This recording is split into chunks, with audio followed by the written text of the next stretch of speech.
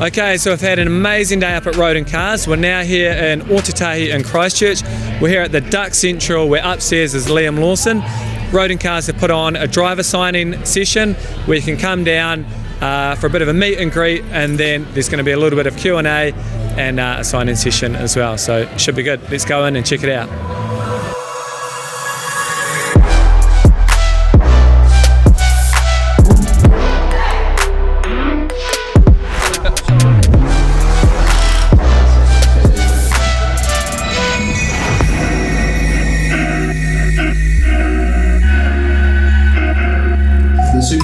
Was really exciting to drive. It's not far off F1. Formula 1's always going to be the pinnacle. It's always going to be the fastest. But yeah, the Super Formula car was really good. It's really light. It's like 200 kilos lighter than F1, maybe even more. And it's super agile to drive. So for a driving experience, it's very good. Obviously, Formula 1 is it's incredibly fast. It's very complicated. It's a big learning experience. It took all of those 5 races to at least get comfortable. Do you think that as well, that Super Formula car, you probably have a bit more ownership over that being your car and having more feedback throughout the process, throughout the year, and it probably feels a bit more familiar? And we did the pre-season testing and you sort of develop the car around you, whereas going into F1, as you say, basically it's a car that wasn't really designed around me or made to be comfortable for me. So the team did a great job at making me feel comfortable. But it feels like you're wearing your dad's shoes or something. Pretty much. Yeah, didn't feel like my car. It wasn't exactly a proper overtake, but yeah, he came out of the box on new Inters, and they take like a lap or two to warm up. And it was quite late in the race, so at that point I actually was feeling pretty good about everything. And it's really hard, even if it's the leader and it's Max, when you have a run on somebody, it's so hard to back out or lift, or so I just went and drove around him, and then literally the next corner I let him straight back by. And I had a phone call the next day from Helmut Marko. And I remember picking up the phone and thinking, oh my God, I don't know, I didn't know if he was going to be really... Here comes a Raymond. Yeah. I know when my boss calls, it's like... Normally they are as well, normally those phone calls are, but he loved it. He thought it was brilliant. So that's true. Yeah. That sounds like permission. In a specific corner, if you find 100th or not even that, like a couple of thousandths of a second, you feel that difference from your previous lap. So we have like a delta on the steering wheel that basically updates like microsectors, so every probably half a second it's updating, so I can see if I'm improving or if I'm not improving. And then qualifying, as the track's getting colder, that it's getting faster and faster, and we're obviously low fuel, full power, new soft tires. So the difference from practice to quali is like 5 seconds sometimes. It's massive. Yeah, right. And yeah, basically you know when you're on a good lap. So you're going back into the box going, even without looking, I feel that was... Well, he tells me on the radio, so when he tells me on the radio, I know. But it's funny because sometimes, not in Formula 1, because obviously I wasn't fighting for pole or anything like that, but in other championships, I can sort of say that if you do a really good lap, sometimes you know that it's pole, you know... You just feel it? You're like, there's no way somebody would pass it. You feel it? Yeah. And then the odd time, you think you've done it and you haven't, and it's a really sad... Yeah, it does. If you're in a front-running car and you have an average session, there's a good chance you're still in Q3, you're in the top 10, you're somewhat competitive, whereas in AlphaTauri, if you don't absolutely nail your lap, you're probably last or not even make Q2. So it was always really tough qualifying. That's why we always quite often we use 3 sets of tires in Q1. So if you watch really closely, I was always quite strong in Q1 and then not so strong in Q2. And because we were always being really safe on tire sets for the sessions, I would use basically all the sets I could to try and make it through Q1, and then have none left for Q2. So yeah, it's very different. As well, trying to that jump from practice to quali, trying to nail a lap when you're driving 4 seconds faster. You just have to know where all the grip is and where all but you haven't done it yet. So it's a bigger step than anything else. Yeah. Before the start of the race, before the formation lap, they have the national anthem and they do the big build up on the grids. So right before that, you do like 2 or 3 laps to the grid. You kind of use it as a little bit of a warm up. So those were the first laps I'd done on a slick tire. So I tried to learn everything I could in those 3 laps. And then pulling up on the grid for the race, it started raining right when we were sitting there. So honestly, it was a terrible feeling pulling up for that. Yeah. Ultimately, in Formula 1, it's that 1 lap performance. So interestingly, in race trim, when you were driving at race pace and heavy fuel, in Suzuka, we were very similar race pace from F1 to Super Formula. So, but it's just that qualifying when everything's turned all the way up, trying to extract everything out of 1 lap. That's mainly the downforce. It's just incredibly high.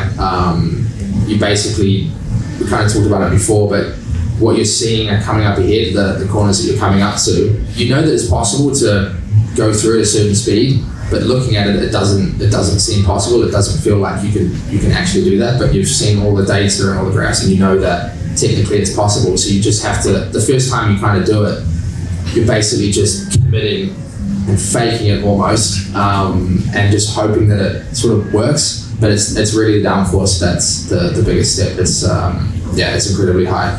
And I think also because of the nature of, I always knew, for Zandvoort, I only knew that I was doing Zandvoort. And then when I got told the Monza, I only knew I was doing Monza. I never knew how many races I was going to get. So I knew that potentially this was going to be my last weekend. So it had to be good. I had to perform, otherwise it doesn't matter what reasons, it just needs to be good.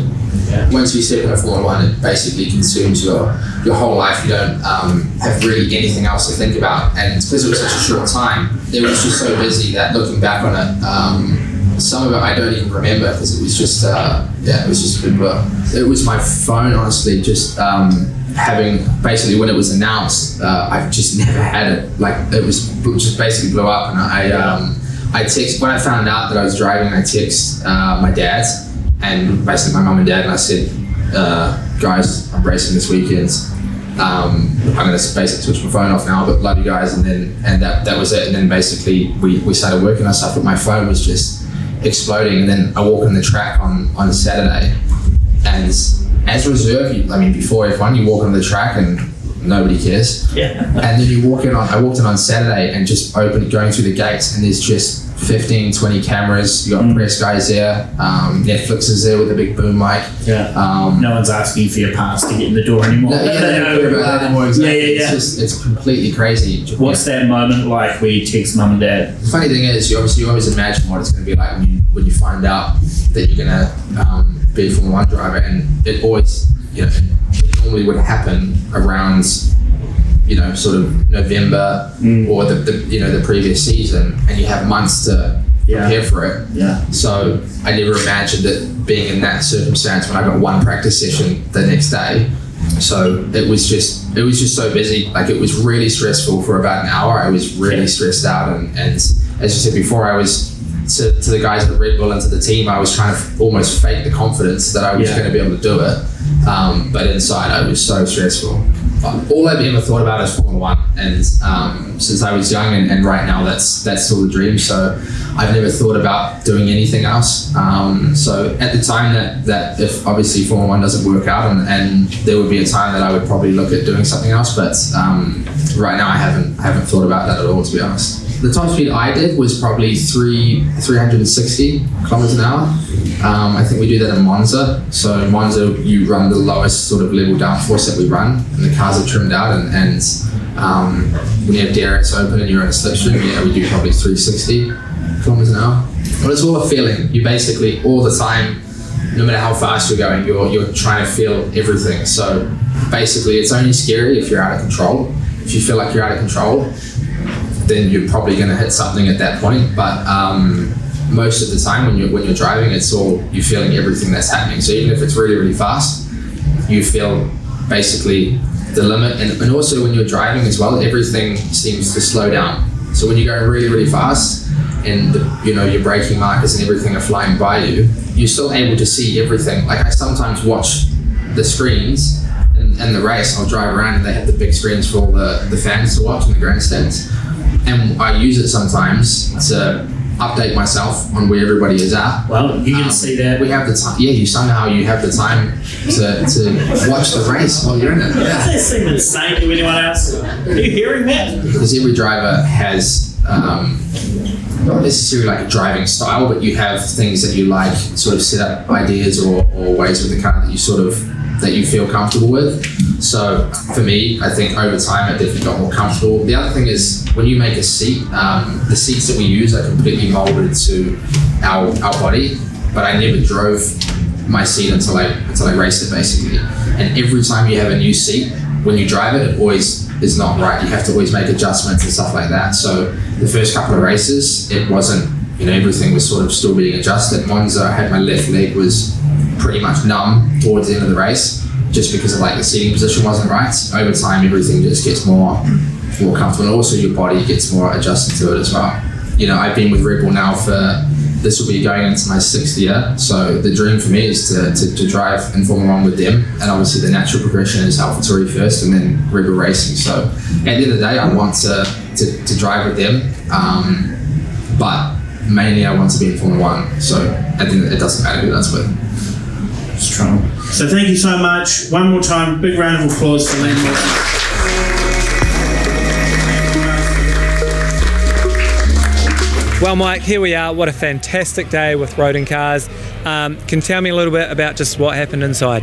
So we just had a bit of a Q&A session with Liam Lawson up at the Dux, had a few drinks and had a few laughs as well. So yeah, it was altogether a really good evening and overall a really good day.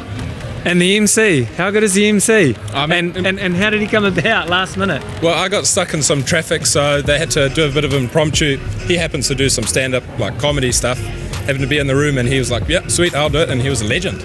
Yeah. Yeah, perfect. And highlights from the day? Probably say Louis' lap in the FZ. Always love hearing that go around the track, and just showing a few people like where we work. I mean, it's such a great environment to work and to live. So yeah. Absolutely. And what about the vibe? A good turnout tonight? Definitely a good turnout. The place was packed. Amazing. Well, thank you so much, Mike, and all the team at Rodin Cars. An absolutely amazing day and a privilege to take you guys behind the scenes and have a bit of a look. Thanks, Awesome. Mike. It was great to have you with us. Cheers. Cheers.